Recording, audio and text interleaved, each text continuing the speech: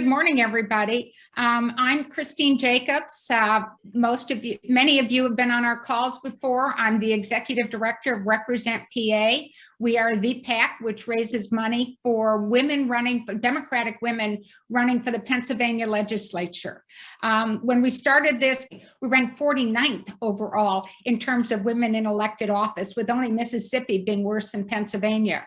We've come up in that particular statistic into the 30s. We're now in the 30s in terms of women in our state legislature, but we have a long way to go to get parity. And so what we've been trying to do is help educate people on a few fronts. One is, why should you care about the Pennsylvania legislature? What happens there? I only hear on the news about what's going on in Congress. And the other thing is, why women? And why are you supporting women? And are women at a disadvantage in Pennsylvania such that they need this extra support? And so we try and introduce you to our women, introduce you to women we've supported in the past, and also introduce you to some of the strong leaders in Pennsylvania who are trying to make a difference. And so today we're focusing on one that's one of our favorite topics. It's education funding, and the fact that we believe that the way we fund education, which is largely through our property taxes, is failing our students over and over again. I wanted to bring this one up. Anybody here watching Abbott Elementary on ABC? It shows one of the, quote, poorer schools in Philadelphia. And most of the discussion is around how they don't have any money and what they do about funding schools. And it's funny and it's entertaining, and wow, these teachers really make do with nothing. But the big question is that they don't address is, why? Why are we not funding our schools? And what is the, so we have our own data that we keep track of. So when people ask us why, what's going on, we say we've got the biggest school funding gap in the nation. Our college graduates graduate with the third highest amount of debt in the entire country because we don't support higher education well. We're 30th in the US in terms of the quality of public education. Our pre-K spending is down. Out of 42 ranked systems, Pennsylvania has the worst community college system in the country. The worst. So today on our call, we're going to have Senator Lindsey Williams, who's the Democratic chair of the Senate Education Committee. Lindsey's up for re-election this year. We supported her in her race 4 years ago and have been very impressed with the work she has done and how committed she is to making change for Pennsylvanians. But first, we're going to start today with our other speaker, and that's Deborah Gordon Klehr. Deborah's a Philadelphian. She chairs the Bar Association's Legislative Liaison Committee and works on education law. But she's the executive director of the Education Law Center that is really working on all of these issues about providing quality public education to our children. And the thing she's going to talk about today is that she is the litigant in the school funding lawsuit currently being tried in Pennsylvania's Commonwealth Court. If you were on a few minutes ago, you heard why this is such an important topic this week. Tomorrow, there's going to be discussions within the Senate Education Committee on budgets and on what kind of funding they should have. So Lindsey's putting together all of her work for her work in the Senate committee. And Deborah's got final arguments and closing arguments in this big lawsuit against the state of Pennsylvania. So we're really pleased to be bringing together for you today two of the strongest women on the subject of what's going on in education in Pennsylvania. The other thing I wanted to make sure you're aware is the Education Law Center is a 501c3, nonprofit legal advocacy group. Deborah cannot talk about politics. She can't tell you that she favors one candidate versus another, one party versus another, but she can give you the facts so you can make your own decisions. So with that, I give you Deborah Gordon Klehr. Thank you very much for being with us. Thank you so much. Thanks for having me, Christine. And shout out, I see a lot of names here of people who've been involved, Flora, who was with us in Supreme Court, I don't know, 5 years ago or something. This lawsuit, Jennifer Hoff, right, has been, a lot of you, Shirley, lots have been following the case and with us in court for a long time. So we'll get into that. And I would just say, in addition to the fast facts Christine shared of the depressing state of education in the Commonwealth of Pennsylvania, add to that we actually have the largest gap here in Pennsylvania between what our wealthiest school districts spend and what our poorest school districts spend, because we're so dependent on local wealth. We actually rank 45th in the nation in terms of reliance on local wealth, 45th in terms of state share. So the Education Law Center, and Christine gave this background, we focus on underserved student populations, and our priority areas are equal access to education, dismantling the school to prison pipeline, and fighting for fair funding. And the inequitable and inadequate funding in Pennsylvania really underscores so many of the other institutional barriers and systemic barriers that our students face to being able to access a quality public education.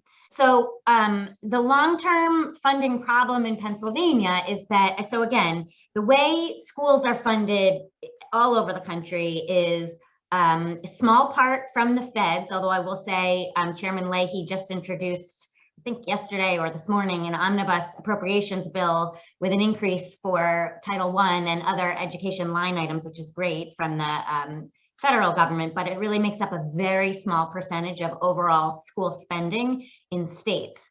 Mostly schools are funded through a combination of state and local. And in Pennsylvania, it's flipped. So in most states, 44 states, most of the funding is coming from the state, with a smaller percentage from the local wealth, local property taxes, et cetera. In Pennsylvania, it's flipped, where we're so dependent on local property taxes, which leads to huge inequities. So that's part of the problem. The legislature does not have a goal of fully funding schools. They have not kept up with trying to meet adequacy targets, and so they don't when they're coming up each year with their budget allocation. And I should say legislative leaders, not the legislature, and Senator Williams can get into that and those fights. So there's a low relative state contribution, meaning we're mostly focused on local wealth. And funding, for the most part, is not based on actual student need. So in 2016, many of us, including some I see on this call, worked hard to get a funding formula passed, taking into account local, concentrated poverty, depth of poverty, number of English learners, tax effort, tax capacity, to create a fair funding formula. But we don't actually fund most of our dollars through that formula. So we're left with a system where you could have a district that taxes itself at a very high rate, but doesn't have high property values, doesn't generate the dollars they need, and can't support the students in their district. So why does this matter? Multiple studies show, not only in our lawsuit experts, but multiple studies show that money matters, and that when we invest in our students, we see positive outcomes. And conversely, when we don't, there's a disproportionate impact on Black and Brown students who are concentrated in our lower local wealth districts.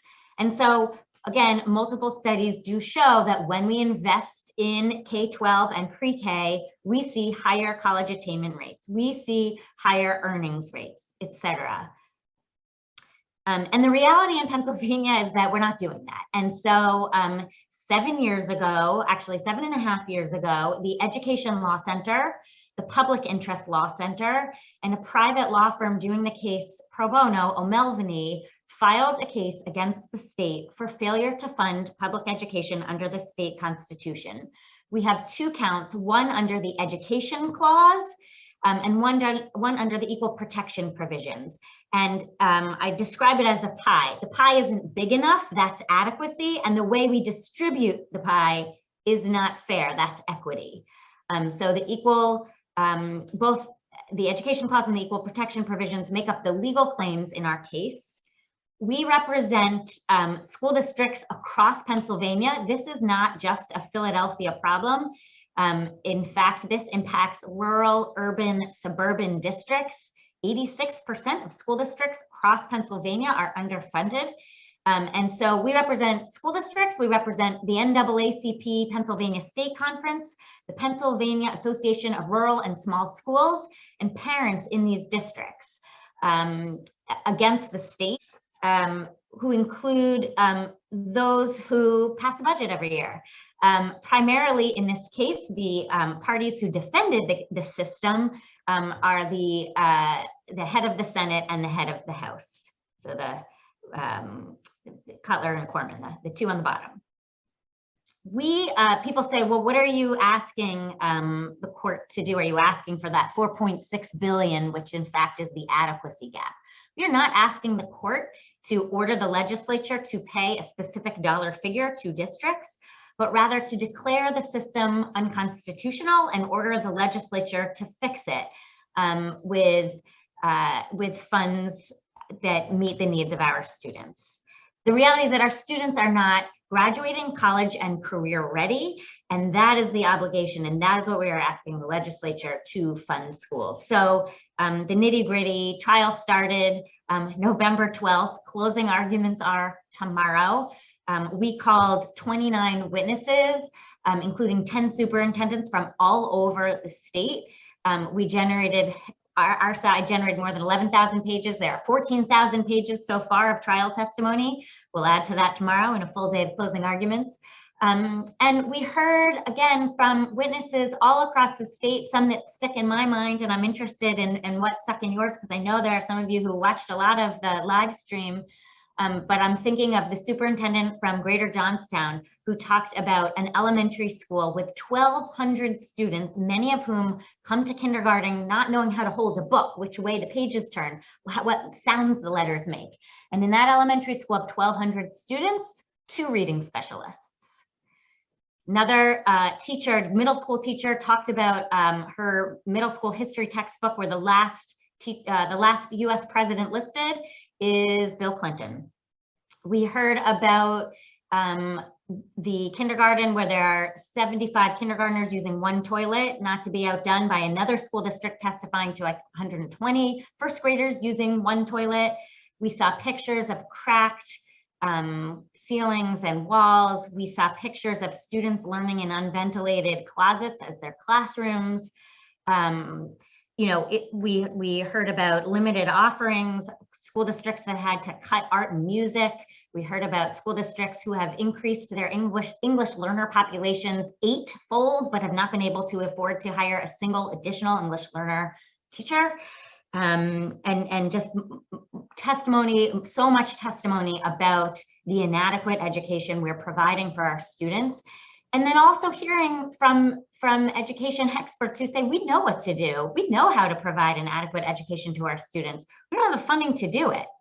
And we heard from experts who talked about the reality that money matters and that when we invest in our students, we see, and in fact, because Pennsylvania is so late in having having funding litigation get this far, we can learn from all the other states that have had, and most have had, fair funding litigation to know that when you invest in public education, you see positive outcomes, and it can increase graduation rates, earnings, college attainment, et cetera, et cetera.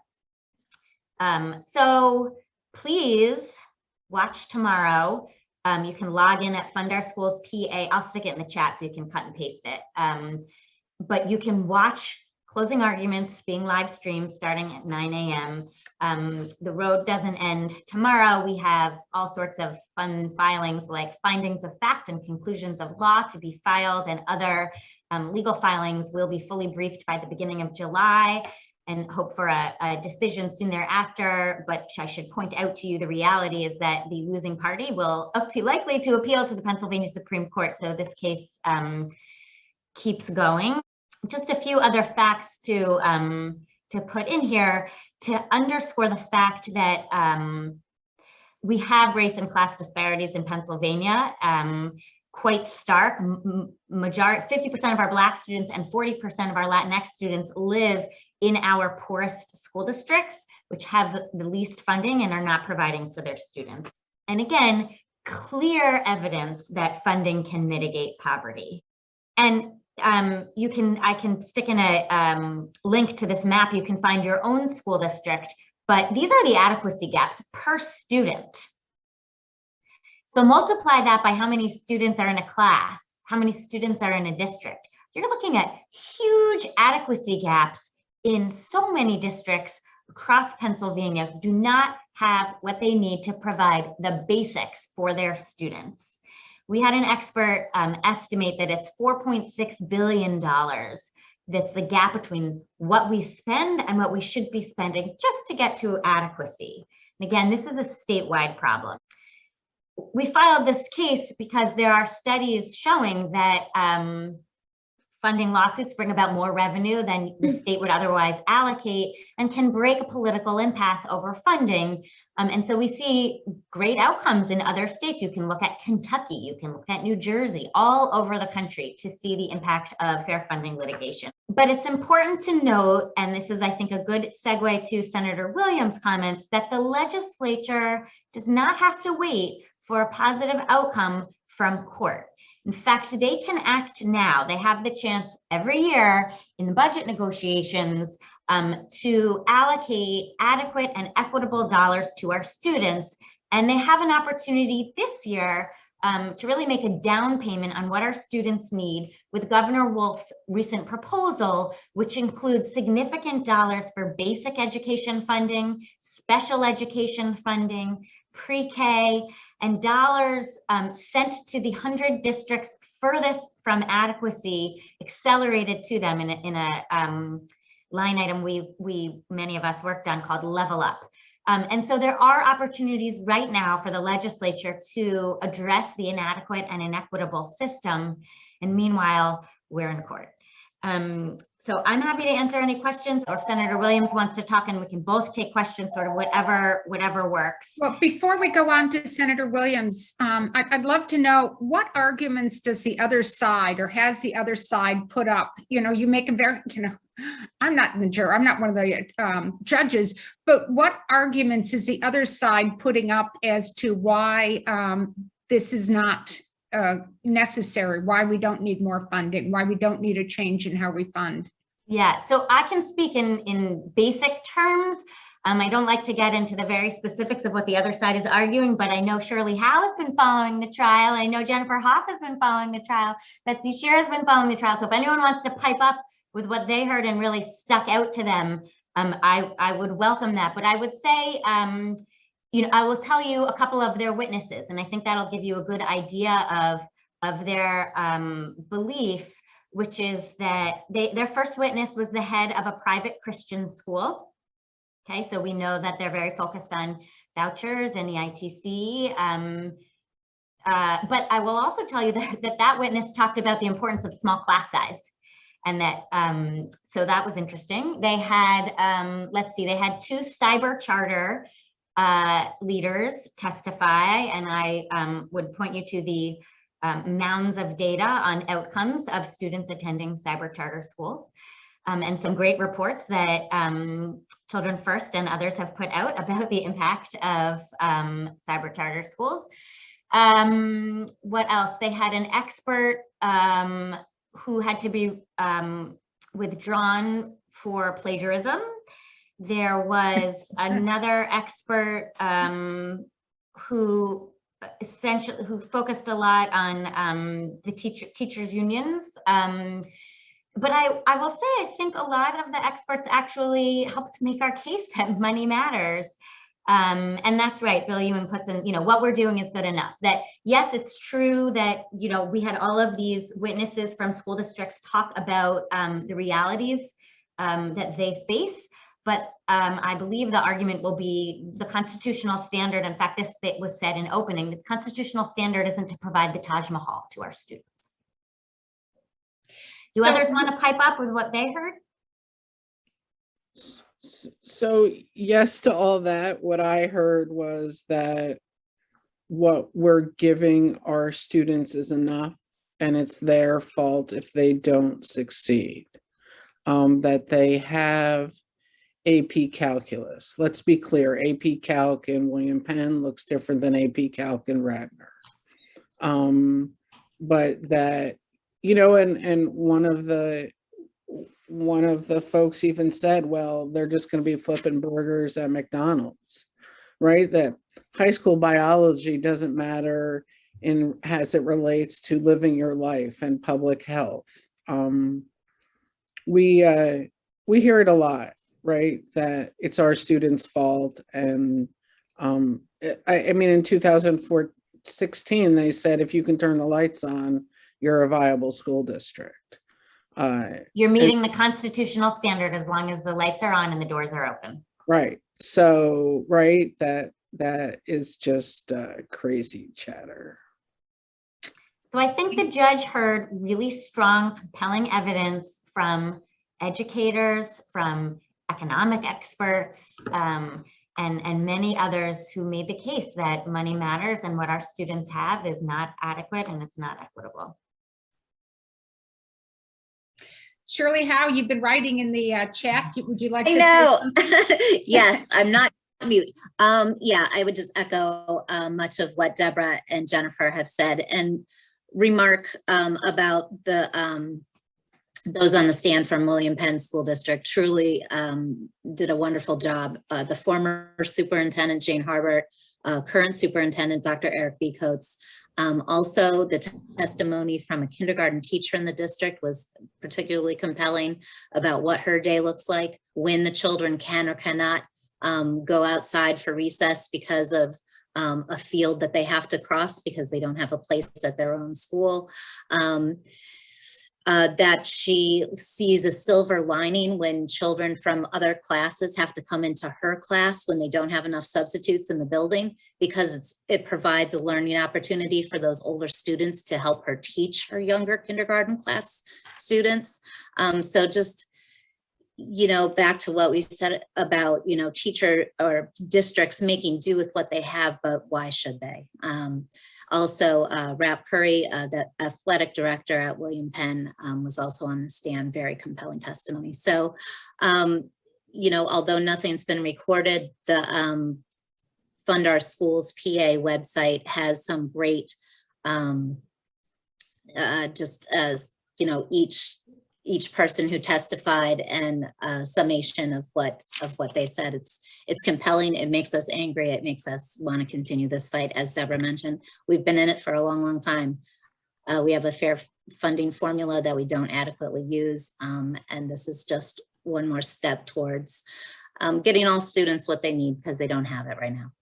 Thanks so much for letting me speak and for letting me drop those in the chat. And I noticed we talked about charter schools, and we do have a new charter school report out of Children First. I work for Children First, and we'd love to talk to you offline about that, Christine.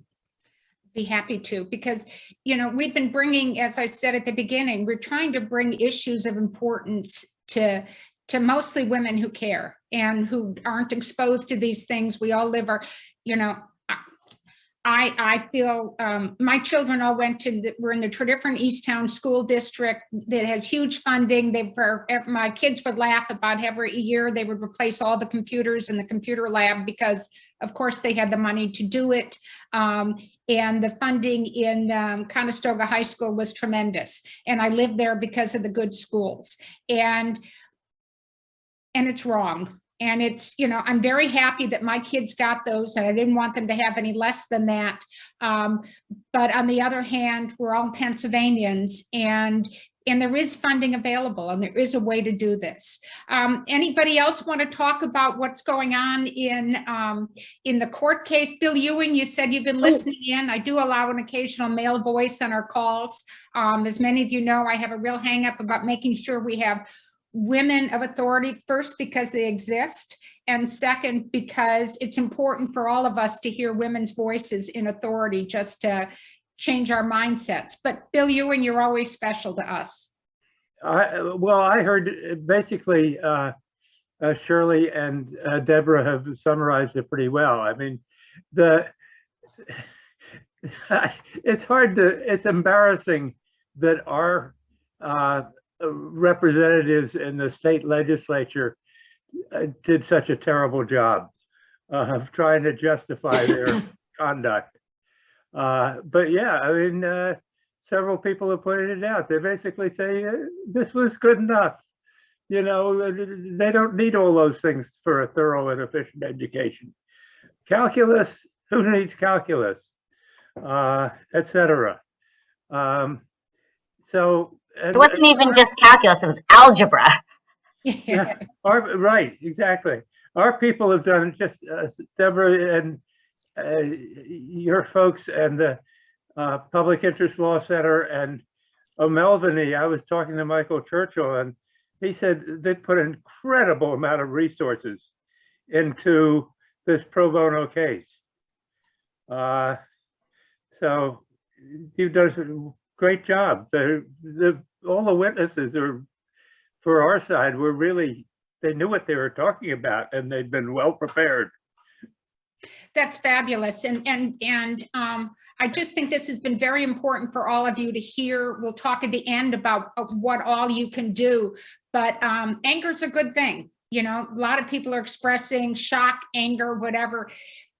And now you got to go do something with it, because getting angry and going off and having another cup of coffee doesn't solve the problem in Pennsylvania. But one person who is going to solve the problem in Pennsylvania, or work very hard trying when we get her elected also, is Senator Lindsey Williams. Lindsey is a minority lead on the Senate Education Committee. I mentioned earlier, we helped to, we provided some funding for Lindsey 4 years ago. We also view part of our goal is to make sure that we get more strong senators, particularly women senators, in there supporting these issues. And our real goal for 2022, when we talk about flipping the legislature, that's not an easy, you know, we don't just say that. I want Lindsey Williams to be the chair of the Education Committee in the state Senate. I want her to, the things that she's going to talk about now, she can only bring them up as a minority person. But if you look at any of the data for what happens in the Pennsylvania legislature, nothing happens from the minority point of view. No laws get passed, nothing that they sponsor gets done. And so that's why we have to put the gavel of this committee in Lindsey Williams' hands. So Lindsey, tell us what you're seeing, and tell us, and so we're now going to the purely political part of our discussion. So I want to make sure that everybody knows, we've talked about the court case, we've talked about the nonpartisan basis, we're just working for our children. So now, Lindsey, how are we working for our children, and what difference will it make when you're in charge? By the way, I've been assuming you want to be chair of this committee. So I do, absolutely. I would love to be majority chair. We got a lot of work to do to get there, but yes, I'm very excited to be minority chair. It's a big role, and there are a lot of fights in Education Committee. It is a very active committee, and we're constantly working on things that we talked about today. And Deborah did such a great job of kind of laying the landscape of where we are and what we need to do. And, you know, I thought maybe I'd start out with some budget proposals of what that might look like. So the governor did his budget address, and as Deborah said, there's an increase there of $1.25 million for the basic education funding line. There is $200 million increase for special ed, $60 million for pre-K counts, which is a 25% increase, $10 million for Head Start, which is a 14.5% increase, $300 million for Level Up, which is the 100 lowest performing with the highest needs. There's $77 million for childcare works, for making sure that childcare facilities are affordable and sustainable, because we know that that's a key to setting kids off on the right foot. And also workforce development. You can't go to work as a working parent without having affordable quality childcare to rely on. There's also, you know, we did a lot of focus today on the K-12 space, but there's big investments in higher education, which is also very important. So 180 million invested across higher ed, with 12.26 million for community colleges, which you saw how dismal our community college systems have been funded. Last year, I believe I was the only legislator in the entire House and Senate who talked about the fact that we flat funded community colleges last year. Flat fund, which we all know in the middle of a pandemic is quite a cut. And those are a pathway for good jobs, people coming out of school, mid-year career changes, that sort of thing. They're a really important piece of our higher education and our education landscape here in Pennsylvania. There's a $75 million increase in the the Pennsylvania state system, the PASHE system, IUP, Clarion, and they are really struggling right now to compete. And they are, you know, traditionally where we've seen many of our teachers and educators come through those school systems. And if we don't start funding those, we're going to continue to make our staffing situation in our schools worse if we are not graduating people who want to work in education. There's a 5% increase in our state relateds, Penn State, Temple, etc. And then $200 million for the Nellie Bly tuition scholarship program for PASHE and community college students. So getting at that cost of higher education, student debt, as myself and, you know, Senator Muth have some of the largest student debt in the student Senate, in the Pennsylvania Senate. Like, that's, you know, near and dear to my heart for access. One of the things also on a policy perspective in the governor's budget was putting forth myself and Senator Brewster's charter school reform bill, Senate Bill 27, which would save our districts a lot of money in terms of cost for cyber charter costs specifically, bring accountability and transparency, and also special education funding reform for both our brick and mortar and our cyber charters. One thing that I would like to say is the Pennsylvania Senate Democrats have also put forth their own proposal of what we should do on education. The governor's proposal is great. There's a lot of great stuff in there. There are things, honestly, that I wanted to see that weren't in there that are in our Senate Dems proposal. Some of those are issues near and dear to my heart. Right here, my CTE, my career in tech ed mug that I'm using from Pittsburgh Public today. The governor's budget has a small career in tech ed increase, only about $6 million, which covers like a basic where we're at right now. Our Democratic proposal includes $25 million increase for career in tech ed from the general fund, and a $50 million spend from the remaining ARP dollars that would be used for equipment costs. We know these career and tech ed programs have very expensive equipment if you want to train students to be prepared for the careers of the future.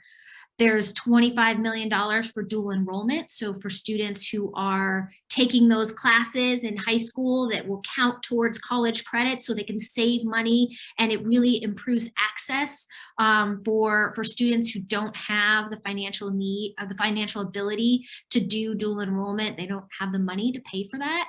This line item would pay for it. There's also a lot in the proposal for school facilities.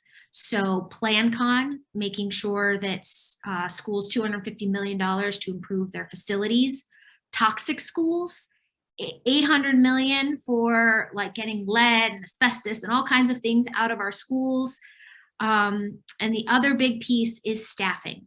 When I talk to students, when I talk to educators, when I talk to parents, superintendents, the first thing I hear about is mental health supports in our school.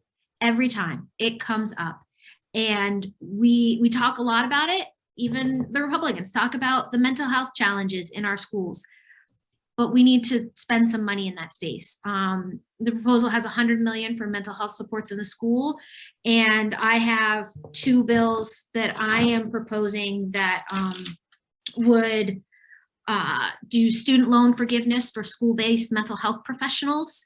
Nurses, counselors, school social workers, therapists, and internship stipends, things that get those professionals into the building and help them stay there to help provide what our students need, because we've only seen that need increase throughout the pandemic.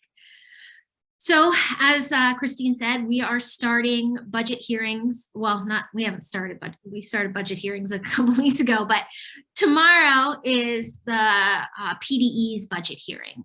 They already had the House budget hearing, so trying to anticipate what will come in ours, where the governor's office will be defending their budget.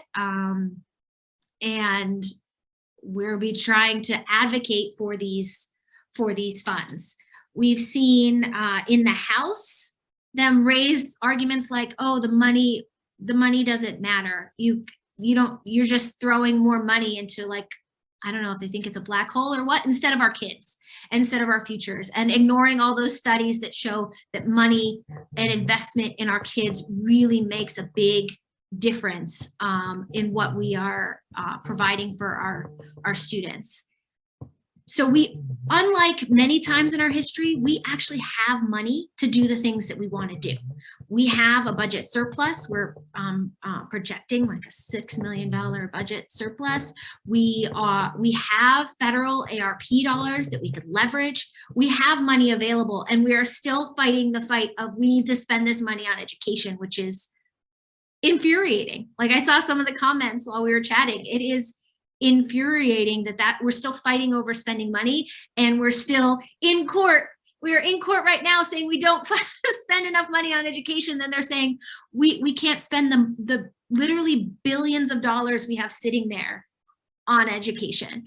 Not only that, we are constantly on defense.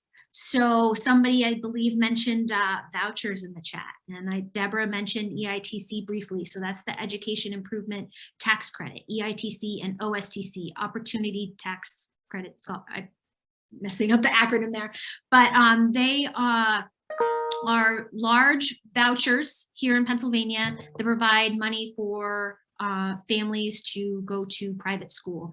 And the last thing we did in Senate Education Committee, I believe, was Senate Bill 527. We passed it out of the Education Committee. What it does is it puts that program is the largest tax credit in Pennsylvania, and it is one of the most unaccountable tax credits. It is administered by the Department of Community and Economic Development, DCED, not the Department of Education. And DCED is barred from collecting data about performance of students, where that money goes, what families does it go to, what are their achievement levels when they get these vouchers. What? Say that again? They can't. Yeah. What? They are barred from collecting that information. There is a great, and when I'm done, I can put it in the chat. There's a great IFO report that they just released in January that said the IFO was unable to determine the efficacy of the program because they don't have the data to do it. They literally can't tell if the program is a success. We have anecdotal stories. I will get told anecdotal stories all the time, and I have said it in the Senate many times. I think that's great. I love that this student, this school, this program has benefited from that, but I don't actually know that that's what's happening. It is a massive, right now it's 225 million for EITC and 55 million for OSTC every year, and we don't know how that money is being spent. Senate Bill 527 would take that, and every year that it's oversubscribed would increase it automatically by 25%. Put that in perspective. We are fighting for an increase sometimes in the basic education funding formula of 1%, 2%, 5%, and they're going to do 25% automatic escalator every year. And the estimate that will cost within 5 years an additional $500 million into that program that has no accountability. So that's like the fight we're having at the same time that we're in the school funding lawsuit. And I actually, when I asked the maker of the bill during the Senate Education Committee, like, where are you going to get this additional revenue? Like, what taxes are you raising, or what programs are you cutting? And he had no answer. And it was just mind-boggling that this is what we're doing. And I even said in my closing kind of statement is, this is why we're in court, is because we are spending more money on privatizing education than we are on investing in our public schools, where 90-some% of our students go. So those are kind of the fights that we are having. And I'm so glad that we have a court case making its way through the system, because if we continue to have the leadership that we have in Harrisburg, they will not fully, fairly fund education. They have to be forced to do it. That's just where we're at right now. It's depressing. So I hope you're all following this discussion. The way we laid it out this way is that this lawsuit is going after what is in our state constitution in terms of fair funding and in terms of educating our children and in terms of what the current situation is and how our laws are not protecting our children. They're not educating our children. And then when the lawsuit finishes, and if they're successful, then we need the legislature to go and provide funding. And we need the legislature to act to make it different. We need the legislature to understand how bad things are and to make a difference. So, we've essentially got, both sides of the equation, two amazing women who are leading the charge. And few people have asked some questions in the chat. One of the things that I remember you talking about, Senator Williams, is in the amount of money that's going towards cyber, for example. If somebody signs their kid up for a cyber school, they get an equal amount. Isn't it something like they get an equal amount to the amount the school district would have spent on having that child in the classroom with a teacher? And the classroom's not going away, the school district's not going away, but a whole chunk of money and then going off into a profit-making venture. Is that right? Yeah, it's not reflective of the actual cost of what it costs to educate that cyber school student. So in the legislation proposed by Senator Brewster and I, we took the 3 highest cyber charter programs, took what they spend per student, and used that as an amount to set a statewide tuition rate. So that, because whether they go from, from Pittsburgh Public or Wilkes-Barre area, the cyber charter is getting, 20,000 from this school district, 15,000 from this school district, 11, and that has no reflection of what it actually costs. So those districts are just out that money, and that means there is less money there to educate the kids that are left. And also my 2 of my districts, I have 10 school districts under me. 2 of mine have recently raised their property taxes, and they pointed specifically to rising cyber charter costs. In my home district, myself, that I live in, North Hills, raised their school property taxes, and it was the cost of cyber charter. In North Allegheny, their chief financial officer said at one point during the middle of the pandemic, they told the school district to stop spending any money because their costs had skyrocketed so much and they had no way to control them. A school district literally can't plan for that kind of thing. And I would just add, for those who care about students with disabilities and special education, the charter schools and cyber charter schools are both woefully underserving students with disabilities. Their percentages may look the same because they'll have a child who needs speech and language once a week. But if you look at kids who need more intensive supports, they're not serving them at all at these charter schools, but receiving the same funds. So the district is left with more expensive to educate students and fewer dollars. So there have been a few questions in the chat that we'll answer directly to people afterwards. I want to ask both of our speakers, though, now just what do you want us to do? Tomorrow we've told people how we can go watch the hearings tomorrow and to hear final arguments, to understand what's going on in this court case. What do you want us to do? What should we do with that? We can all get angry. We can all get teary. We can all talk about how unfair this is, but what do you want us to do? And the same thing for you, Senator Williams. You're going to be battling this tomorrow. What do you want us to do? Because you've got a bunch of activists, some you knew before, some are new to you, some this is a new subject. We can't just go back to our daily work. So I would say, wearing my Education Law Center hat, there are many ways to get involved. Follow the case, follow what's happening, educate your state lawmaker on what the realities are in your district, write a letter to the editor. There are many ways, and I can stick in the chat how to get involved with our organization. Taking off that hat and putting on Deborah Gordon Klehr citizen hat, we have to elect people to the state legislature who believe in the values we believe in, who believe in supporting public schools, who believe in adequate and equitable funding for our students, who believe that your race or your zip code shouldn't determine the quality of school you are sent to. So Senator Williams?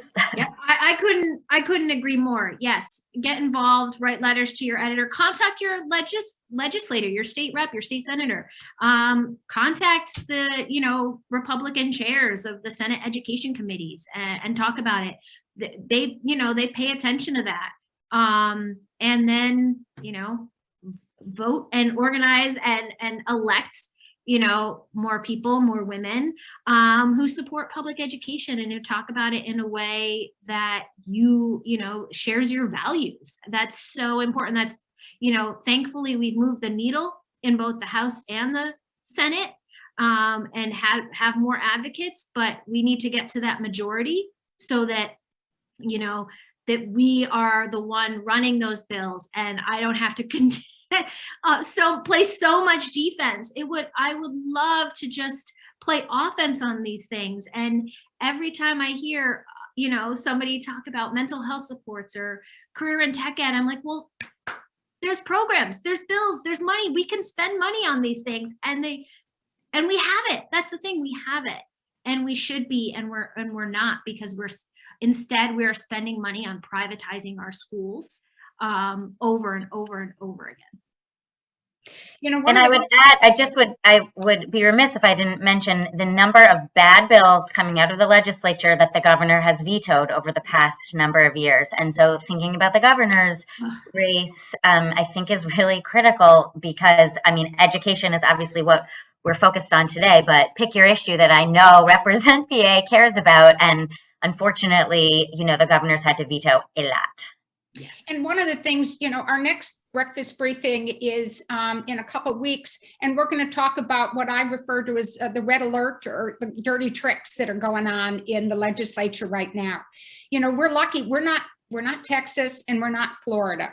And the reason we're not right now is that we have a Democratic governor who's been vetoing a lot of the bills that would make us look like Texas and Florida. But this legislature is coming up with all kinds of great ideas, like they've discovered that constitutional amendments do not require the governor's signature.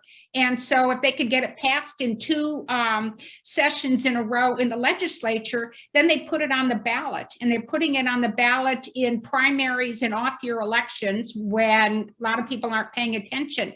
We could have a constitutional amendment in the next couple of years that bans abortion in this state. We could have a constitutional amendment that puts in cyber and charter schools as a requirement because they've discovered that they can do these things without the governor's signature. So yeah, Tom Wolf has been wonderful at vetoing these things. I'm not sure that Josh Shapiro's, if he's elected as governor, that he would have the same kind of authority because this legislature is doing all kinds of things. That we mentioned earlier that the legislature right now is arguing to the state court system that Act 77, which created mail-in ballots, is unconstitutional. They're the ones who voted for it. They're the ones who approved it, but they want to make it unconstitutional and say that in order to have a mail-in ballot, it needs a constitutional amendment. These are the things that are happening. We also like to remind people, I live in Philadelphia. I'm represented by Democrats. I will always be represented by Democrats. It's the nature of the district I live in.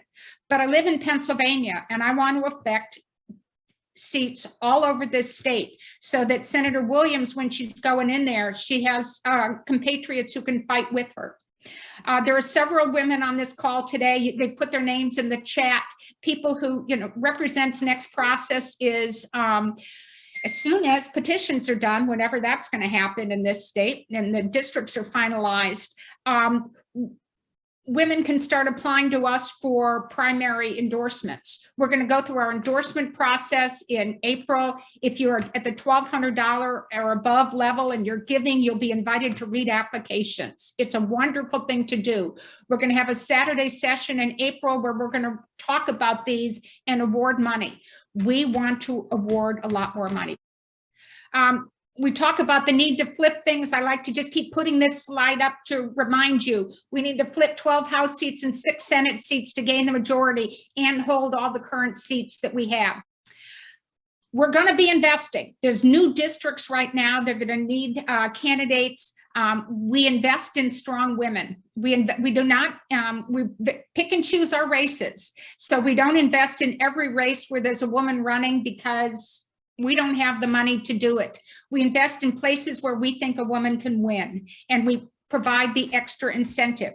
We've also heard about a few races. You know, my favorite is one where there's a current woman legislator who's not going to run for re-election. There's a woman who wants to run for that seat who's in the local legislature.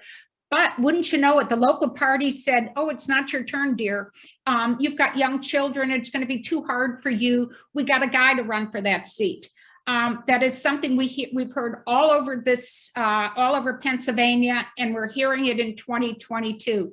These are the candidates we want to invest in. So the primary races where we do work are in cases where we want to make sure there's a strong woman on the general election ballot. So that when people vote for a Democrat, we're also increasing the number of women in the legislature. We have, you know, stuff for you to have. Contact us through our website. We can give you buttons. We can give you what we call our purse cards.